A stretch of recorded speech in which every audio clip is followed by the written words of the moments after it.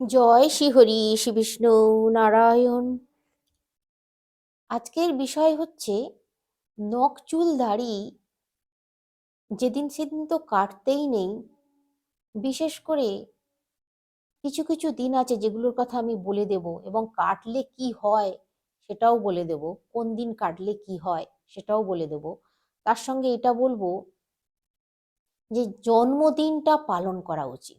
জন্মদিনে যার যেদিন জন্ম, সেই জন্মদিনে জন্মবারে নখ চুল দাড়ি না কাটাই ভালো।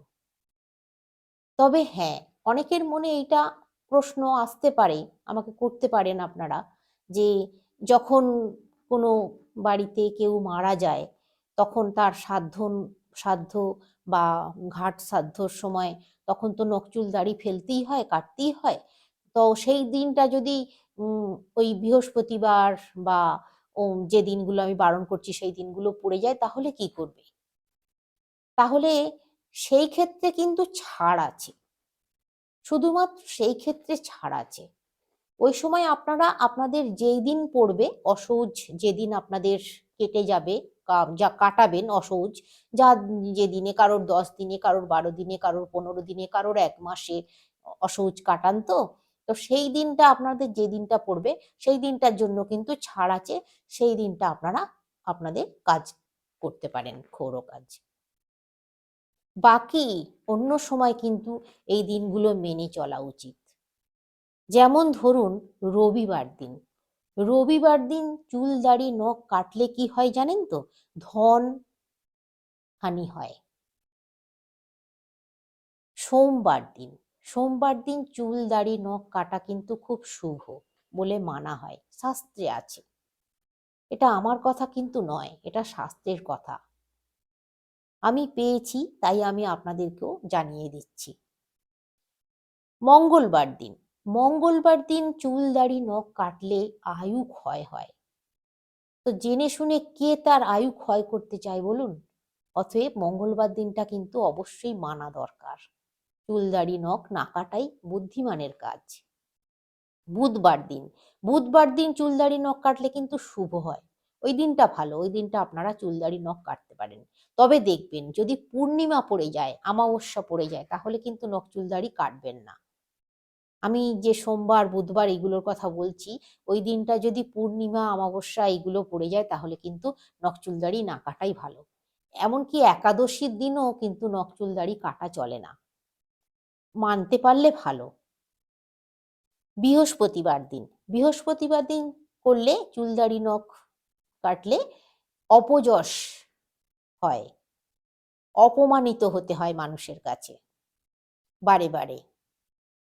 শুক্রবার দিন, শুক্রবার দিন শুক্র গ্রহ দুর্বল হয়, শুক্র হানি হয়। শনিবার দিন, শনিবার দিন চুল দাড়ি নখ কাটলে ধনপুত্র বিনাশ হয় সমূলে।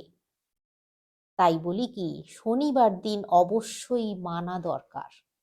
শনিবার দিনটা কিন্তু একেবারে চুল দাড়ি নখ কাটা চলবে না। এমনিতেই শনিবার দিন কথায় আছে ওই দিনটা বড় বাবার দিন, গ্রহরাজের দিন। তো এই গ্রহরাজের দিনে অবশ্যই কিন্তু এই ক্ষৌর কাজ করা একেবারেই নিষিদ্ধ, চলে না। এই দিন আপনারা যদি নিরামিষ আহার করতে পারেন খুব ভালো হয়, খুব মঙ্গল হয়। নিরামিষ আহার মানে দুপুরবেলা ভাত খাবেন, রাত্রিরে কিন্তু ভাত খাবেন না।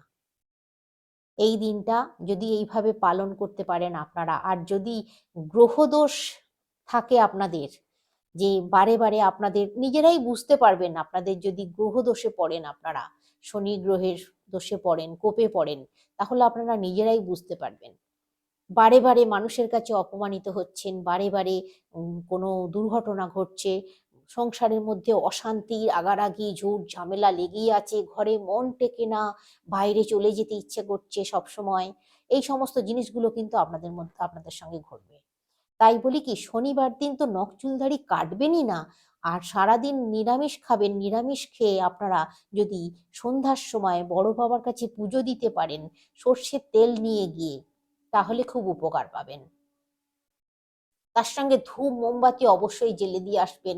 আর শনি বাবার কাছে, বড় বাবার কাছে আপনারা জোড়হাত করে প্রার্থনা করবেন আপনাদের জীবনের সমস্যাগুলো যাতে উনি মিটিয়ে দেন, আপনাদেরকে ভালো রাখেন। এটা আপনারা করুন, দেখবেন। আমি এই ভিডিওর মাধ্যমে এটা আমি বলে দিলাম, এটা এই ভিডিওর প্রসঙ্গ নয়, তবুও আমি একটু বলে দিলাম আপনাদেরকে। আপনারা খুব ভালো থাকবেন, প্রত্যেক শনিবারটা পালন করুন, দেখবেন খুব ভালো থাকবেন। আজকে আসছি তাহলে, সকলে সুস্থ থাকবেন, ভালো থাকবেন।